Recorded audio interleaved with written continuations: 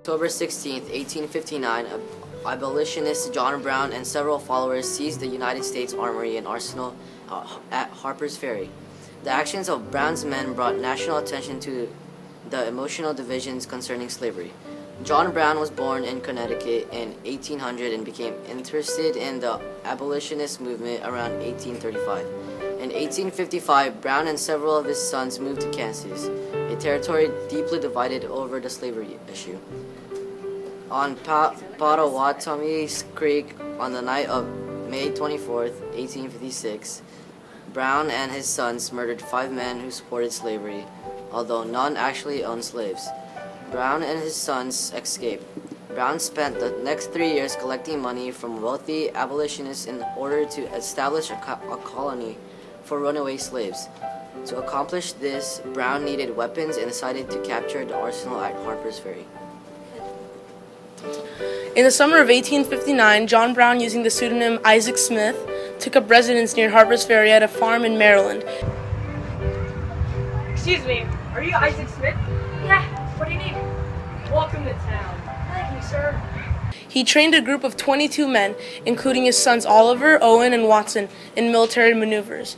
On the night of Sunday, October 16th, Brown and all but 3 of the men marched into Harpers Ferry, capturing several watchmen.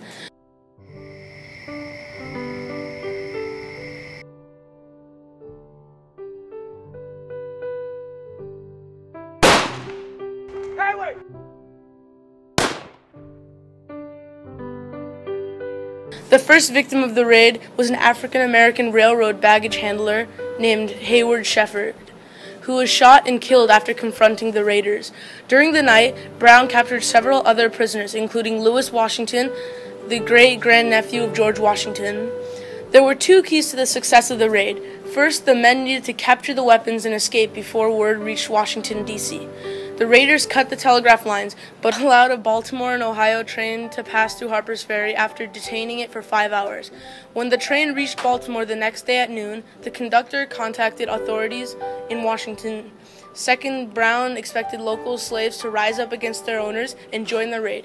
Not only did this fail to happen, but townspeople began shooting at the raiders. Armory workers discovered Brown's men in control of the building on Monday morning, October 17th.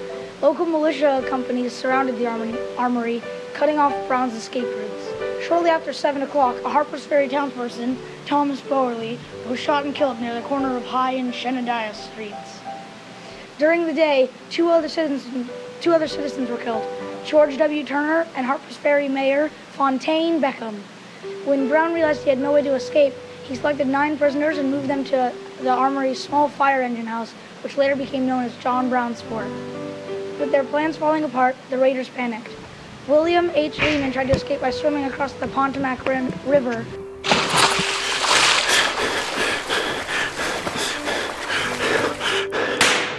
But was shot and killed.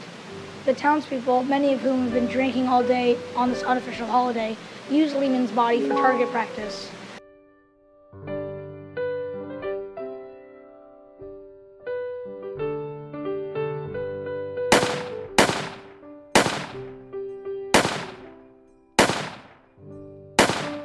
At 3:30 on Monday afternoon, authorities in Washington ordered Colonel Robert E. Lee to Harpers Ferry with a force of Marines to capture Brown. Lee's first action was to close the town's saloons in order to curb the random violence.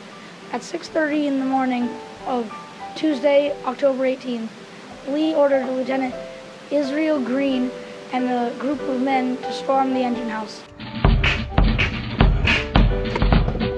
At a signal from Lieutenant J.E.B. Stewart, the engine house door was knocked down and the Marines began taking prisoners. Green seriously wounded Brown with his sword. Brown was taken to the Jefferson County seat of Charlestown for trial. John Brown, still recovering from a sword wound, stood trial at the Jefferson County Courthouse on October 26.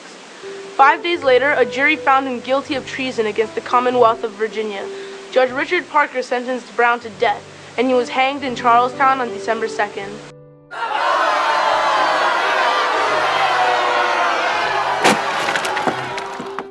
Before walking to the scaffold, he noted the inevitability of a national civil war. I, John Brown, am now quite certain that the crimes of this guilty land will never be purged away but with blood. Following additional trials, Shields Green, John A. Copeland, John E. Cook, and Edwin Cuphoff were executed on December 16th, and Aaron D. Stevens and Albert Hazlitt were hanged on March 16, 1860. Northern abolitionists immediately used the executions as an example of the government's support of slavery. John Brown became a martyr, a hero murdered for his belief that slavery should be abolished. In reality, Brown and his men were prosecuted and executed for taking over a government facility. Still, as time went on, Brown's name became a symbol of pro-union, anti-slavery beliefs.